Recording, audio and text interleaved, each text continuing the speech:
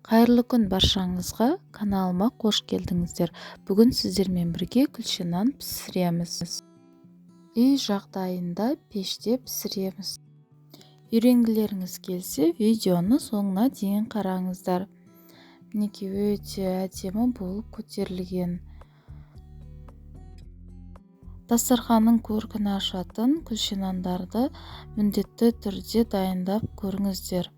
Өте оңай әрі тез жасалады.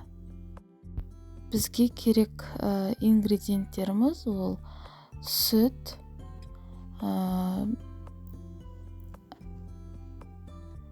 майымызды ертіп құямыз, сосын суымызды құямыз, тұзымызды, қантымызды, аштығымызды салып, үстіне қамырымызды електен өткізіп, жұмсақ қамыр илейміз.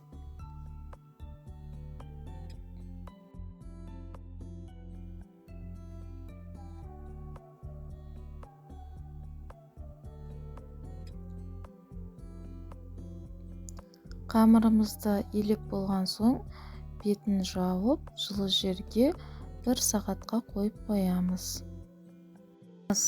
Жабыспас үшін кішкене ұн сеуіп, бір қамырымызды айналдырып аламыз ұнға.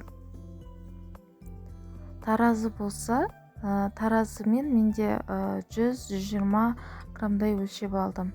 Таразыңыз жоқ болса, көз мөлшермен өлшей беріңіз. Домалақтап қойып, 15 минутқа қойып қоямыз. 15 минуттан кейін ортасын видеодағыдай жайып, үстіне жұмыртқамызды кесечкамен жағып, жұмыртқа бір сарғыш әдемі түс береді.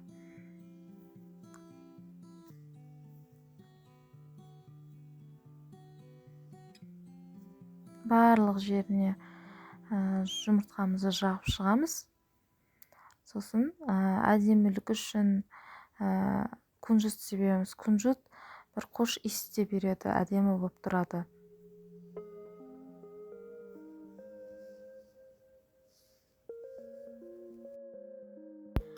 Қызып тұрған пешімізге 180-160 градуста қызарғанша пісіреміз. Әркімнің пеші әртүрлі болған соң, нақты айта алмаймын, мен 180 градуста пісірдім. Мінекей міндетті түрде дайындап көріңіздер, өте әдемі дастарханның көркін ашатын күлше нандарымыз дайын болды. Назарларыңызға рахмет, ас болсын. Міндетті түрде жасап көріңіздер.